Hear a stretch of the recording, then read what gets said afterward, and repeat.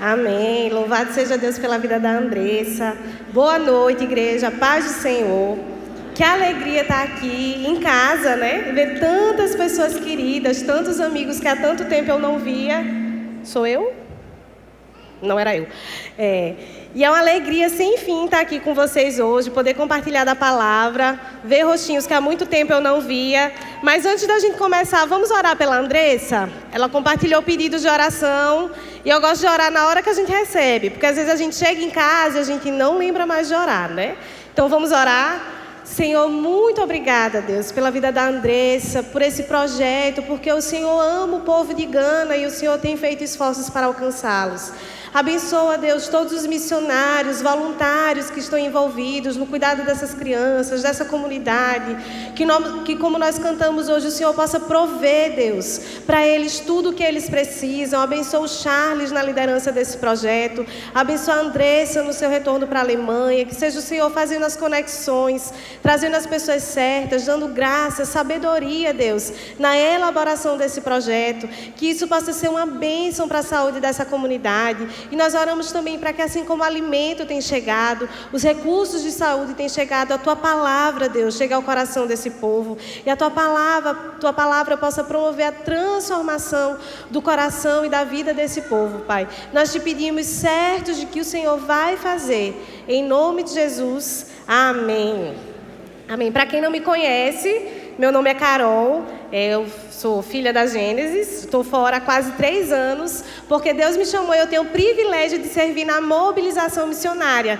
E antes de entrar na palavra, eu queria compartilhar com vocês os frutos da mobilização. E talvez você pergunte, Carol, o que é mobilização missionária? Quando a gente pensa no campo missionário, é como uma moeda que tem 2 lados. De um lado tem o missionário transcultural lá no campo, do outro lado tem o mobilizador. Para que o missionário esteja no campo, a gente precisa de um mobilizador que fique, treine, capacite, desperte, movimente a igreja. É como numa guerra. A gente assiste os filmes de guerra e geralmente a gente só vê o soldado no campo de batalha. Mas para aquele soldado estar naquele campo de batalha, precisa de um número 3 vezes maior de pessoas que estão mandando suprimentos, que estão cuidando, que estão preparando, que estão vendo as estratégias. Então eu tenho a alegria de servir na mobilização missionária, despertando a igreja para se envolver no propósito de Deus.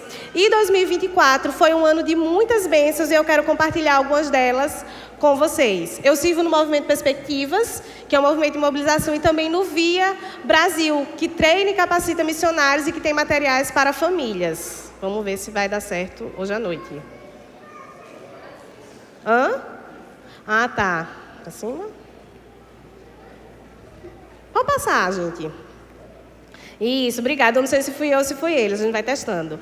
Então, só no passado, gente, a nossa principal ferramenta é o curso Perspectivas. Tem uma turma aqui que já fez. Cadê a galera do Perspectivas?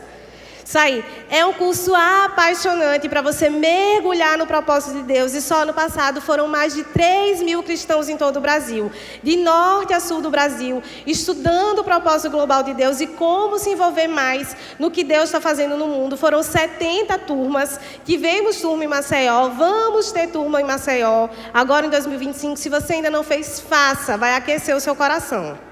Além do Perspectivas das turmas...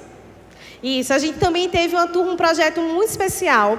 Nós reunimos em Curitiba 50 líderes estratégicos do Brasil, 50 pastores e líderes para estudar sobre o propósito global de Deus, sobre o que Deus está fazendo no mundo e como a igreja deles pode responder ao que Deus está fazendo no mundo. E o resultado foi maravilhoso. Fruto dessa turma, a gente teve 11 turmas de perspectivas e tem pastores que estão implantando conselhos missionários, enviando.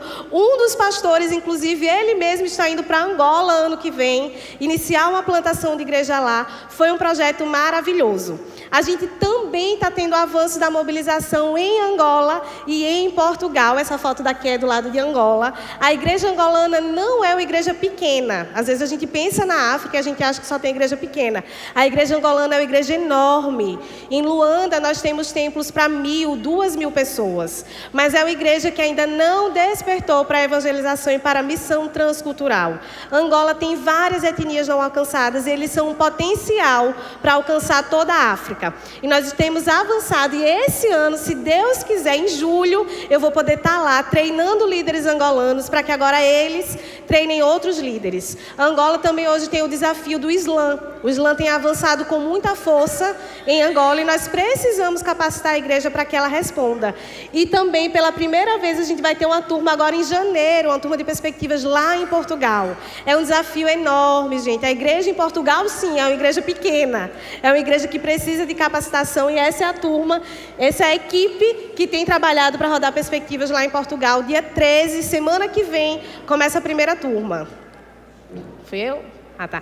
A gente também teve novas ferramentas de mobilização. Essa aqui é uma ferramenta muito especial, é um livro chamado Coração de Deus para os Muçulmanos. Eu não trouxe, eu não tenho aqui para vender, essa aqui é da minha mãe, ela não vai dar a ninguém, mas você acha na internet, ou se você não achar, pode falar comigo que a gente envia. Gente, os muçulmanos são um dos blocos não alcançados e às vezes a gente pensa nisso como algo tão distante, mas eles já estão no Brasil. O número de mesquitas no Brasil tem avançado. Eu ando em Curitiba e eu vejo mulheres de hijab no shopping. E nós precisamos estar prontos para evangelizar, para compartilhar a fé. Esse é um livro simples, prático, que você pode estudar sozinho, em grupo ou até com um muçulmano. Ele vai mostrar como apresentar Jesus com as questões da cultura árabe, da cultura muçulmana. E no lançamento desse livro a gente teve uma conferência do Coração de Deus para muçulmanos, com testemunhos de ex-muçulmanos também. Então, se você quer saber mais, se você não quer saber também, procure, porque você precisa, tá? Isso aqui é uma ferramenta de apologética maravilhosa. Mesmo se você não encontrar um muçulmano, você vai sair ainda mais apaixonado por Jesus. Então, a gente teve o lançamento de novas ferramentas, a gente está renovando o nosso Perspectiva Kids.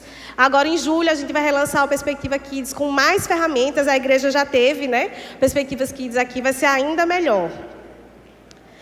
Também, pela Via Brasil, uma das coisas em que eu tenho trabalhado é o treinamento de missionários. Tanto missionários que estão saindo para o campo, quanto missionários que já têm um longo tempo no campo, mas voltam para um treinamento, para uma reciclagem. É um treinamento chamado Bootcamp, em que a gente vai trabalhar o missionário para ele ser espiritualmente saudável, completamente sustentado e guiados por uma visão, com toda a dignidade que Deus quer que o missionário tenha. E só no passado foram mais de 100 missionários treinados para a glória de Deus. Muitos desses já voltaram para o campo, ou estão indo para o campo. Tem algumas fotos que vocês vão ver que eles estão com a apostila no rosto, porque eles trabalham em locais fechados, em contexto de perseguição. E é uma das grandes alegrias que eu tenho, é ter contato e poder treinar esses missionários. E também teve a capacitação e o treinamento para a igreja peruana, que vocês tão generosamente atenderam ao chamado, ofertaram. Eu anotei o nome de cada um, de cada Pix, está lá no meu caderno, né, como um memorial de gratidão ao Senhor. Foi incrível, meus irmãos. Deus deu uma graça especial, foi a primeira turma de perspectivas que a gente teve lá.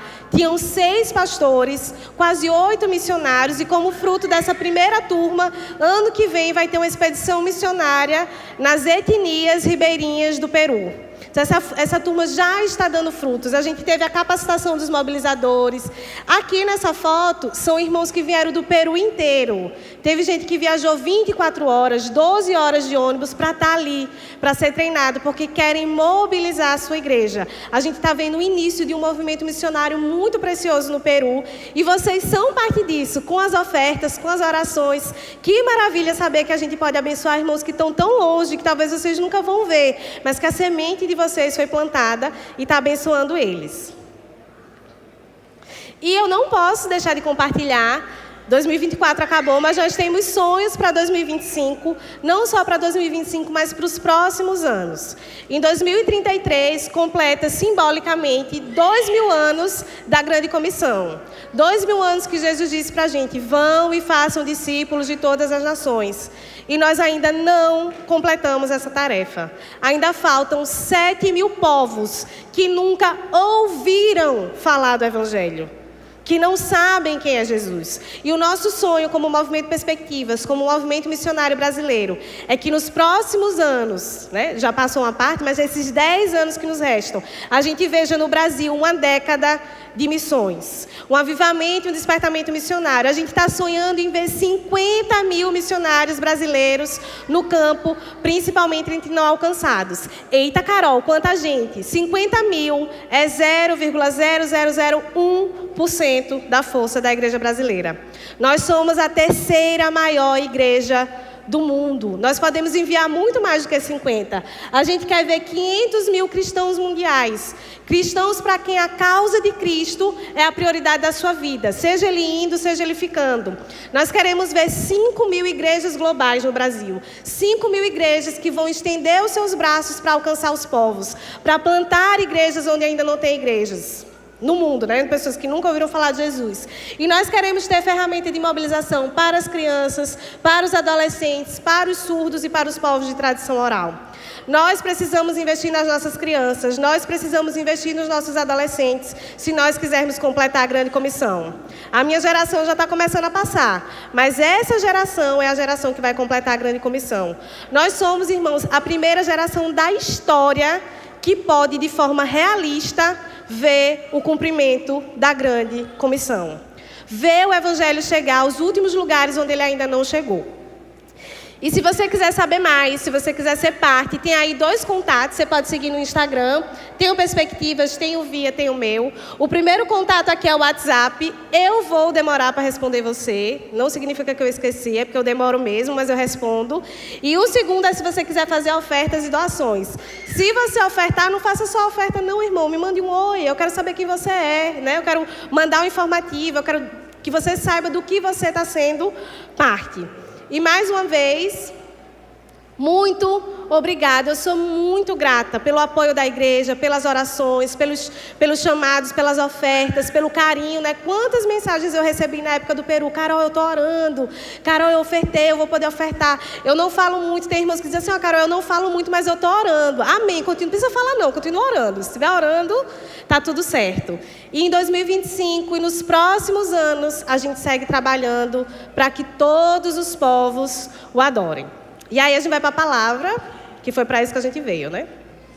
E a gente vai falar do plano de Deus para 2025. Eu não sei se você já fez as suas resoluções de ano novo, se você é uma pessoa que todo ano faz as suas resoluções, fez o seu projeto de vida. Se não fez, eu aconselho, eu recomendo. É bom viver com intencionalidade. Mas e se eu disser para vocês que Deus tem um plano para 2025? Não é Márcia sensitiva, não são previsões, é a palavra. Deus tem um plano para 2025. E geralmente quando a gente pensa em plano, em planejar, em olhar a nossa vida, olhar para o ano que está começando, a gente pensa numa frase que a gente já ouviu muito. Que é, Deus ama você e tem um plano maravilhoso para a sua vida. Quem já ouviu essa frase? Quem não ouviu já falou no evangelismo, né? É a primeira parte. Deus ama você e tem um plano maravilhoso para a sua vida. E isso é verdade. Deus nos ama e Ele tem um plano maravilhoso para a nossa vida.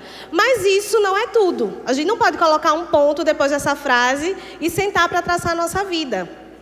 Porque a palavra vai dizer lá em João 3... que Deus amou o mundo de tal maneira que deu seu único filho, para que todo aquele que nele crê não pereça, mas tenha a vida eterna. Geralmente a gente faz essa afirmação de que Deus nos ama e tem um plano para a nossa vida com base nesse versículo, né? Jesus está ali falando com Nicodemos que Deus amou tanto o mundo que deu o único filho dele, para que todo aquele que nele crê não pereça, mas tenha a vida eterna. E o que é a vida eterna? A vida eterna, João vai dizer mais lá na frente, que é que conheçam a ti, o único Deus verdadeiro, e Jesus Cristo, teu único Filho, a quem enviaste. 1/3 do mundo ainda não tem acesso à vida eterna.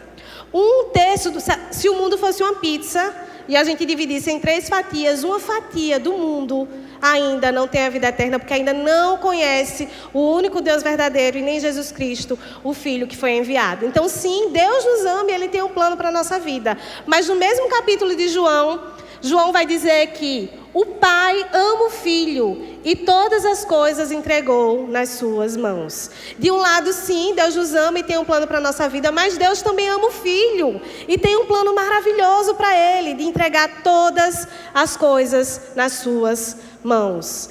Deus tem um plano para a história, Deus tem um plano para Jesus. E é legal que nesse capítulo, João, em que contexto João diz essa frase? Jesus tinha acabado de falar com Nicodemos, e aí passa a sequência dos fatos, e alguém chega para João e diz assim: João, aquela pessoa que você batizou outro dia está do outro lado do rio, está todo mundo seguindo ele, as pessoas estão nos deixando. E João diz assim: importa que ele cresça e eu diminua. Aquele que vem do alto, ele é muito maior. E nessa hora João diz assim: o Pai ama o Filho e entregou todas as coisas para ele. Quando a gente vai pensar no plano de Deus para a nossa vida, primeiro a gente tem que pensar no plano de Deus para Jesus. A gente precisa, meus irmãos, restaurar a visão do Filho amado de Deus na nossa vida e na nossa mente. Ele é superior a todas as coisas. O plano que Deus tem para ele é maior do que qualquer outro plano, do que qualquer outra coisa. E Deus tem um plano para 2025. Eu não consegui. Passou. Já passei? Né? Deus ama você e tem um plano maravilhoso para a sua vida, mas Ele ama o Filho e tem um plano maravilhoso para Ele. Se a gente vai olhar para a Bíblia, de Gênesis a Apocalipse, Deus está numa missão redentiva de colocar todas as coisas, todas as nações ao pé de Jesus para que Ele seja glorificado. Deus ama o Filho e tem um plano para Ele, mas Ele ama você e a mim o suficiente para nos dar um lugar nesse plano. Quando a gente olha a história de Deus, o plano de Deus não quer dizer que o nosso plano, que a nossa vida não importa.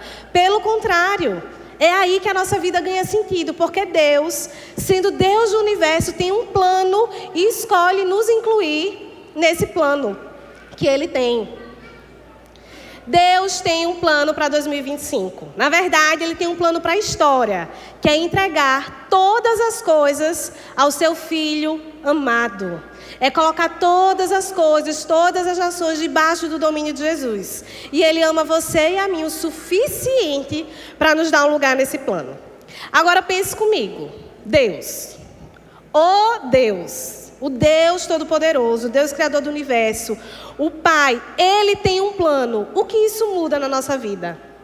Isso muda tudo, irmãos. Se Deus, que é o Deus Todo-Poderoso, tem um plano de glorificar o seu Filho, de colocar todas as coisas aos pés do seu Filho, isso muda a nossa vida. A gente precisa restaurar a visão de Jesus como o Senhor da nossa vida. A palavra vai dizer que nós fomos comprados e resgatados, tirados do reino das trevas e levados para o reino do Filho do seu amor. Imagine isso, o Deus Pai criou um reino de amor para o seu Filho amado e o plano é que Ele seja o cabeça de todas as coisas. Lá em 1 Coríntios 5,15, Paulo vai dizer assim, que aquele que morreu por todos, morreu para que os que vivem não vivam mais para si mesmos, mas por aquele que por eles morreu e ressuscitou. Resumindo, se Deus tem um plano, se Ele é o Senhor das nossas vidas, os nossos planos precisam se submeter aos planos dEle. Nós não pertencemos a nós mesmos, eu não mando em mim, você não manda em você. No reino não existe meu corpo, minhas regras, minha casa, minha vida. Aqui mando eu, aqui manda o Senhor. A gente precisa resgatar a visão de Deus como o Senhor. Mas, Carol, se eu quiser alinhar a minha vida aos planos do Senhor, Deus tem um plano. Um plano que está conduzindo a história, que vai colocar todas as coisas debaixo do Senhor e de Cristo. O que é que vai mudar na minha vida se eu decidir alinhar a minha vida aos planos de Deus? A primeira mudança, meus irmãos, é que muito mais do que ser guiado por um propósito, por uma meta, a nossa vida ela vai ser guiada e impulsionada por uma pessoa, por Jesus Cristo. Ele é o Filho do Deus unigênito. A gente vive num tempo, né, que propósito, a gente já está pegando até um ranço dessa palavra, né? De tanto que é usada. É o propósito, é a meta. Você tem que viver com um propósito. É mais do que um propósito. A gente tem que viver por uma pessoa. A nossa vida tem que ser dirigida por Ele, para Ele. Vamos ler juntos Colossenses 1, a partir do 10. Abra aí a sua Bíblia ou o seu celular. Na Bíblia, né? Para a gente ler Colossenses 1, a partir do versículo 10. Assim, Oramos para que possais viver de maneira digna do Senhor, agradando-lhe em tudo, frutificando em toda boa obra e crescendo no conhecimento de Deus, fortalecidos com todo vigor, segundo o poder da sua glória, para que, com alegria, tenhais toda a perseverança e paciência, dando graças ao Pai que vos capacitou da herança dos santos na luz. Ele nos tirou do domínio das trevas e nos transportou para o reino do seu Filho amado, em quem temos a redenção, isto é, o perdão dos pecados. Ele, Jesus, é a imagem do Deus invisível, o primogênito sobre toda a criação, porque nele, Jesus, foram criadas todas as coisas nos céus e na terra, as visíveis e as invisíveis, sejam tronos, sejam dominações, sejam principados, sejam poderes, tudo foi criado por Ele e para Ele. Ele, Jesus, existe antes de todas as coisas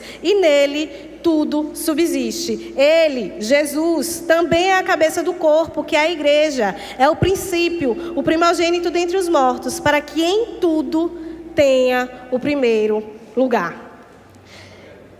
Que preciosidade esse texto de Colossenses. A gente podia passar o ano inteiro estudando esse texto de tantas coisas que ele nos fala sobre Jesus.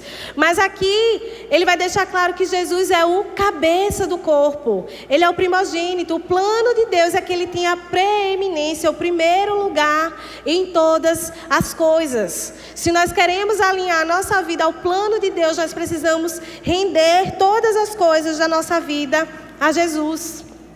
Ele precisa ser a realidade central da nossa vida.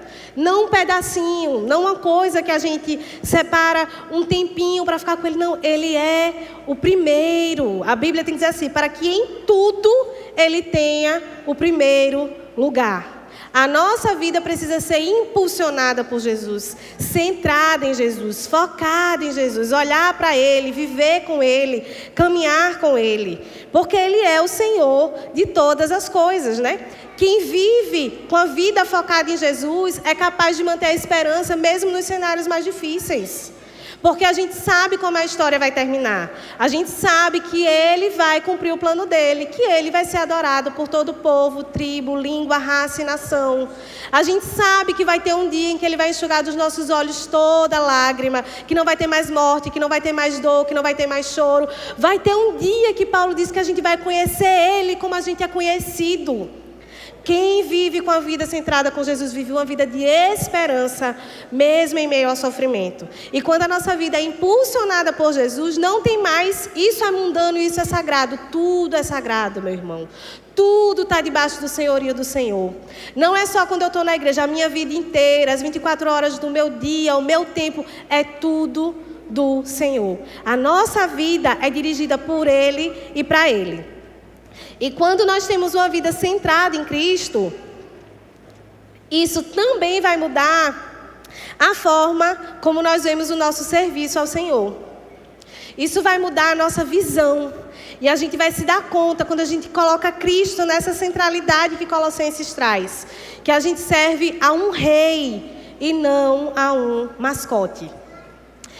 Senhor, Jesus, Ele é o Rei e Senhor das nossas vidas. Esses dias eu vi uma pessoa no Instagram respondendo uma caixinha, dizendo assim, quem é Jesus para você? E ela dizendo assim, Jesus é meu chegado, Jesus é meu amigo. Jesus não é o nosso chegado, irmãos. Ele é sim o nosso amigo, um amigo fiel, né, o amado das nossas almas, o nosso irmão, mas Ele é também Senhor e Rei. Ele é rei sobre todas as coisas. Colossenses vai dizer que tudo que foi criado, visível e invisível, tronos, poderes, tudo foi feito a partir dele, nele, por ele, para ele. Ele é um rei. E é muito triste, é muito fácil a gente cair na cilada de fazer de Jesus o nosso mascote. O que é um mascote, né? Eu ia botar o do Palmeiras, mas eu não queria causar intrigas. Aí eu botei um neutro ali. O que é um mascote? É um símbolo de um time de futebol, que todo jogo ele está lá, na beirada do campo, animando, né? E às vezes a gente transforma Jesus nisso. Ele é o nosso mascote. Dia de domingo, a gente tira ele da caixa e a gente vem aqui para ele nos animar, para ele nos dizer palavras boas, para a gente ficar melhor, para a gente ter ânimo. É legal, a gente tem orgulho dele, a gente gosta de estar no time dele. Mas chega segunda-feira, a gente diz, Jesus, senta aí no banco que eu vou resolver. Quem joga é a gente, Jesus não entra em campo. A gente ataca, a gente defende, a gente está no gol, a gente faz tudo. Se precisar, a gente improvisa, mas Jesus é deixado de lado. Ele é o nosso mascote. Quando eu estiver triste, quando eu precisar, se eu precisar, eu chamo Jesus. E cada vez que a gente reduz Jesus ao nosso ajudante, a gente está transformando ele no mascote. E quantas vezes a gente transforma Jesus no nosso ajudante? Jesus, quando eu precisar, se eu precisar, eu te chamo. Ao invés de dizer, Senhor, quais são os teus planos? Ele é um rei que tem um reino e tem um plano para esse reino. E se a gente for parar para pensar, muitas vezes não vai ter nenhuma evidência na nossa vida de que a gente realmente acha que precisa de Jesus para fazer alguma coisa. Mesmo as coisas de peso eterno. A gente deixa muito pouco evidente que a gente depende, que a gente acha que sem Jesus não vai dar certo. Porque a gente acha que a gente dá conta. A gente doma Jesus para deixar ele confortável para nós. É muito melhor ter um Jesus que é um mascote, que eu tiro de vez em quando, que me anima, que me ajuda se eu preciso, do que ter um Jesus que é o Senhor e o Rei. Que tem um plano, que tem um jeito, que tem uma forma de conduzir a história, de conduzir as nossas vidas. Mas, meus irmãos, Jesus não é um mascote. E por mais contraditório que pareça, às vezes a gente define Jesus como alguém que a gente pode amar e ignorar ao mesmo tempo. Claro que a gente ama Jesus. Jesus é digno de louvor, de adoração. Ele é legal. Mas me submeter aos meus planos, esperar por Ele, deixar Ele fazer, não. Isso aqui é coisa pequena, Jesus, isso aqui eu faço. E como é que a gente foge desse risco? Porque é um risco que todos nós corremos. Eu já tratei e de vez em quando trato Jesus como mascote também. Como é que a gente muda isso? Olhando para o Filho amado de Deus e entendendo quem Ele é. Como o Colossenses vai dizer, entendendo o Rei que Ele é. Quem é esse Rei a quem nós servimos? Quem é o Filho amado de Deus para quem Deus tem um plano maravilhoso? E aí a gente vai ler juntos agora Salmo 110. Vai também na sua Bíblia para Salmos 110.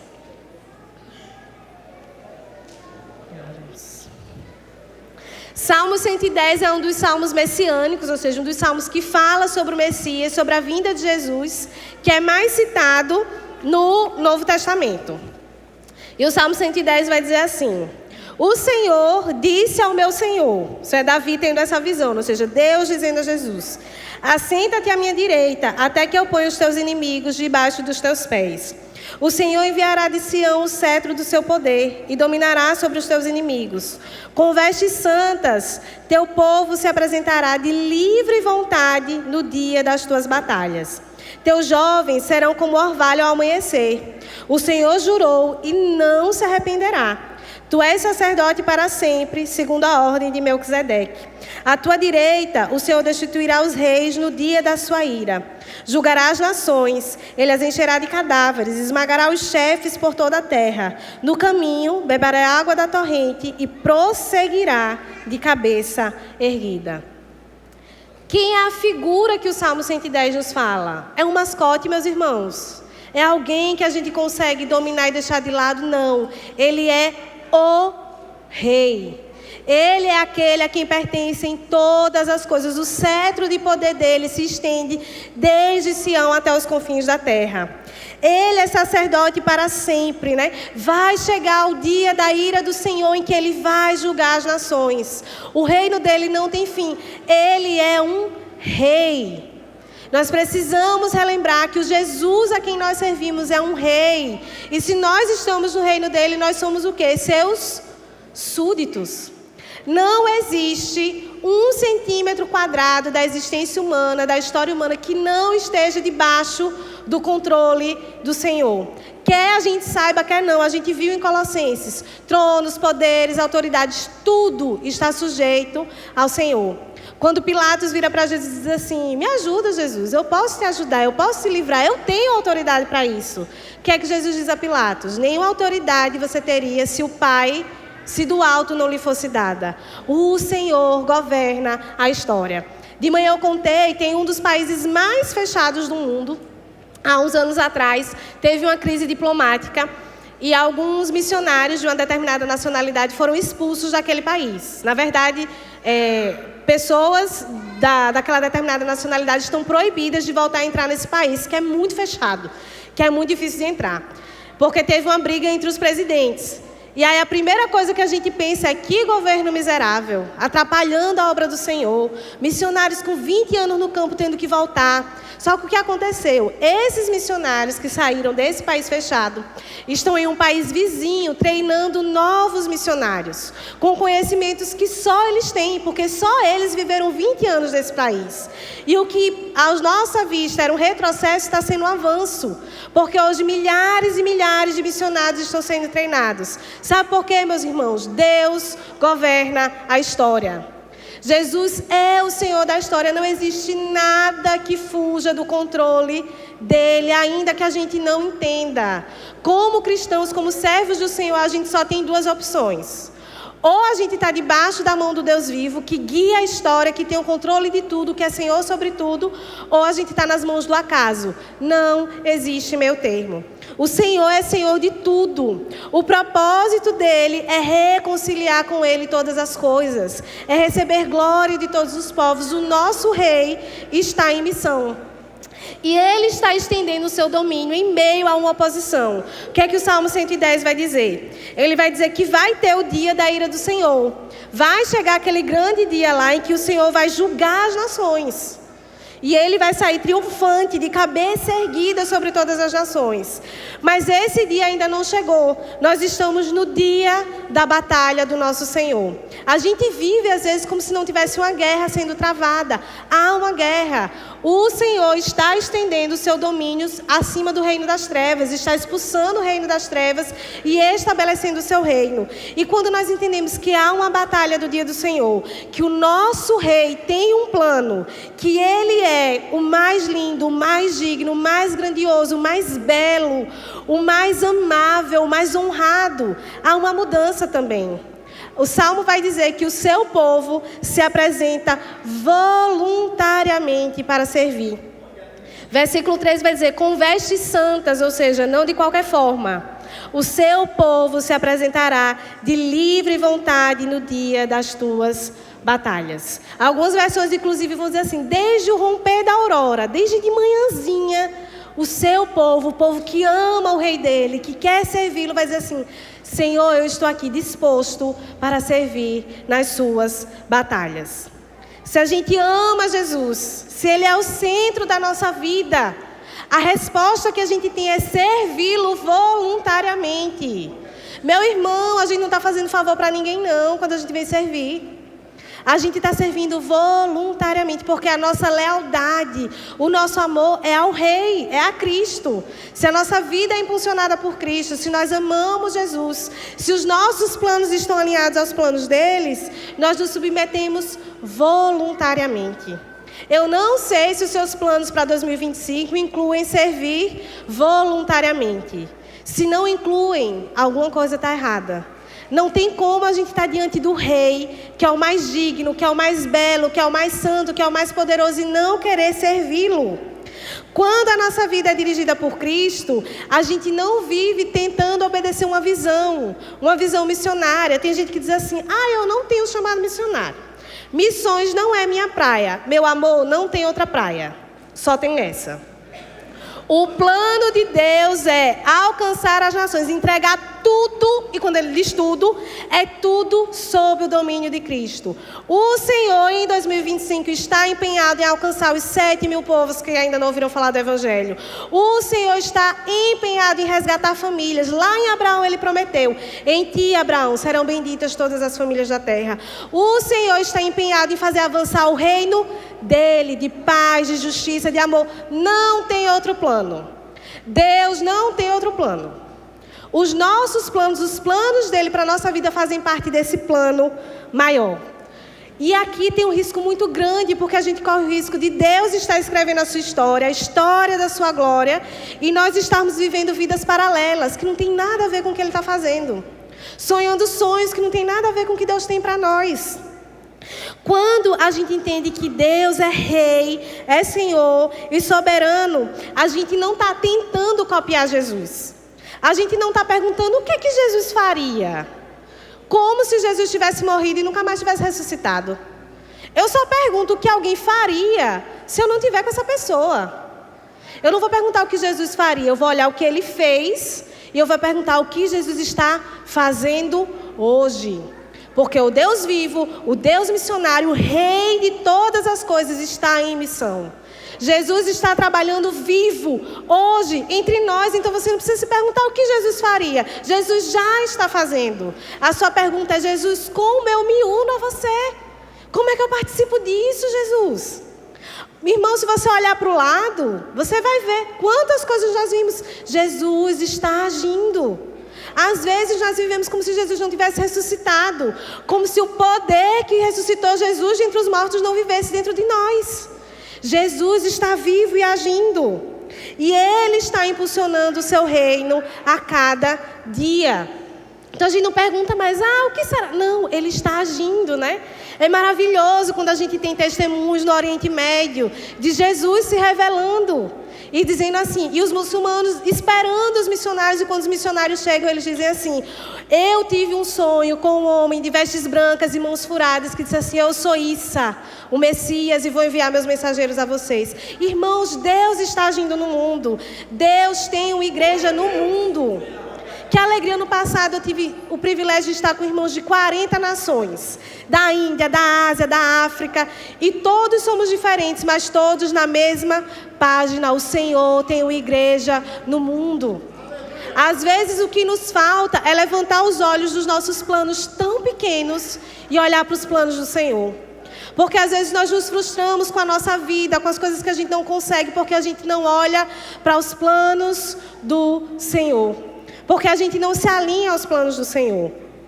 Deus ama o seu Filho e tem um plano maravilhoso para Ele, de entregar todas as coisas nas suas mãos. E ama você e a mim o suficiente para nos dar um papel e um lugar nesse plano maravilhoso, que é o maior plano de toda a história. E aí o que é que eu faço agora? Deus tem um plano, pode passar, irmão, que eu não consegui aqui. Deus tem um plano para 2025. A gente já entendeu isso, né? Que Ele tem um plano para a história. O que falta agora é você descobrir o seu papel nesse plano, porque tem lugar para todo mundo. Carol, não tem para mim? Tem. Tem lugar para todo mundo. Tem dons, talentos, habilidades, recursos que Deus lhe deu para fazer avançar o reino dele. E como é que eu descubro o meu papel? A boa notícia é que não existem mapas. Eu não tenho um roteiro para lidar. Qualquer pessoa que disser que tem, está mentindo. Não existe uma fórmula. O mundo hoje é uma fábrica de mapa. Você entra na internet e todo mundo tem 7 passos, 5 passos, tudo para tudo. Com Jesus não funciona assim. A gente quer que agora Jesus diga assim: olha, a sua vida nos próximos 10 anos será dessa forma. Não vai, não é assim que o Senhor age. O Senhor nos mostra o próximo passo. Como foi com Abraão? Abraão, sai e vai para o lugar que eu vou te mostrar. Não existem mapas, mas existe uma bússola, meus irmãos. E essa bússola é a palavra de Deus.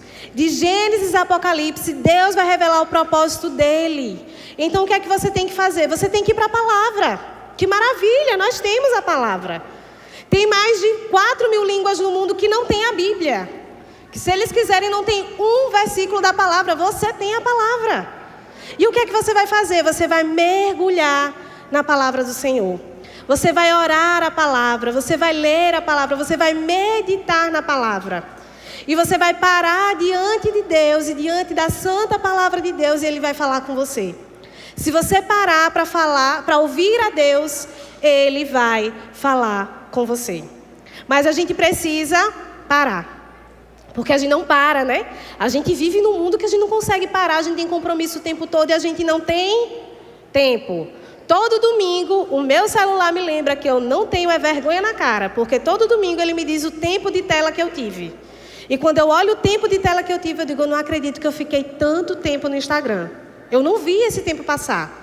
E nós precisamos parar e orar a palavra, meditar na palavra. Por exemplo, aqui a gente precisa entender o coração de Deus, os planos de Deus, orar pelo que está no coração de Deus. Mas como é que eu vou orar pelo que está no coração de Deus se eu não conheço o coração de Deus? Se eu não sei quais são os planos de Deus, se eu não sei o que Deus está fazendo no mundo. Exemplo prático aqui, a gente está no Salmo 110. O que é que o Salmo 110 diz sobre Deus? Diz sobre o caráter de Deus, sobre quem Ele é. Fique meditando nisso. Quais pecados a gente pode confessar a partir do Salmo 110? Primeiro, Senhor, eu não estou te colocando como Senhor da minha vida. Talvez eu não estou me apresentando voluntariamente para o Senhor. Eu não estou com vestes santas. O que é que eu posso orar? Senhor, me santifica. Seja Senhor da minha vida. Vá para a palavra. Que 2025 seja o ano que a palavra do Senhor vai ter centralidade na sua vida. Porque é fácil a gente dizer, eu amo Jesus. Mas onde é que eu encontro Jesus? Na palavra.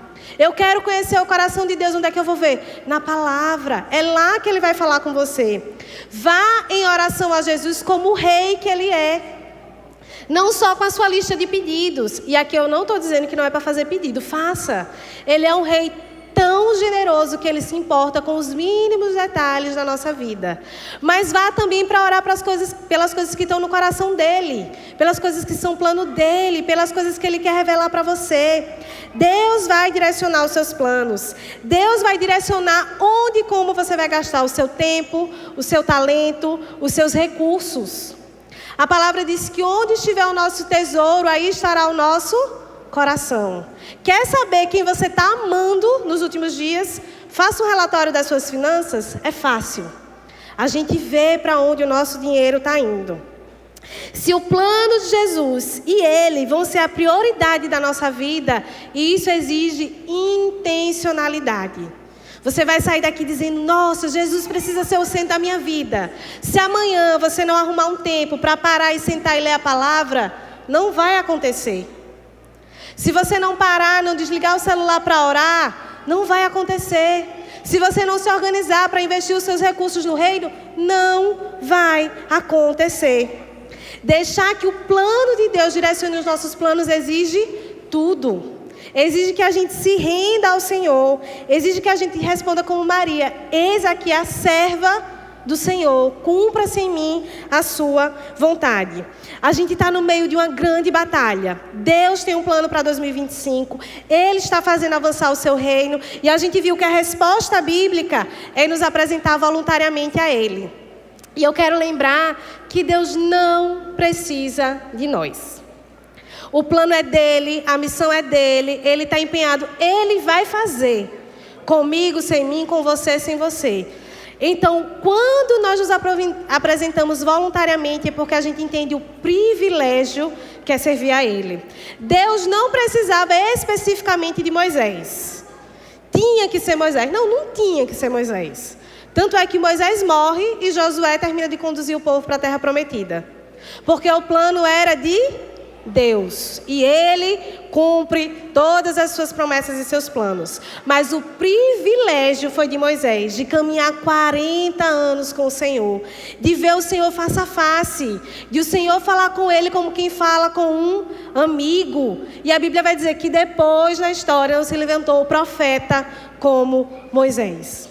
Quando nós nos voluntariamos para servir ao Senhor, o privilégio é nosso. Nós que vamos crescer, nós que vamos amadurecer. Deus não nos chama porque precisa de nós. Ele não nos chama porque a gente vai acelerar as coisas. Pelo contrário, a gente vai atrapalhar. Ele não nos chama porque nós somos o personagem principal. Mas Ele nos chama porque Ele nos ama tanto que Ele quer que nós sejamos parte do grande plano dEle para o Filho amado. Deus tem um plano para 2025, Deus tem um plano para a história. E o meu desejo é que no final desse ano, você olhe para trás e diga assim, a minha vida caminhou alinhado aos propósitos do Senhor. Que não seja mais um ano que você vai chegar e vai dizer, poxa, eu queria ter lido mais a Bíblia, eu queria ter orado mais, eu queria ter servido, eu queria. Não, meus irmãos, viva hoje, até porque 2025 pode ser o último ano das nossas vidas. A gente nunca pensa nisso, né?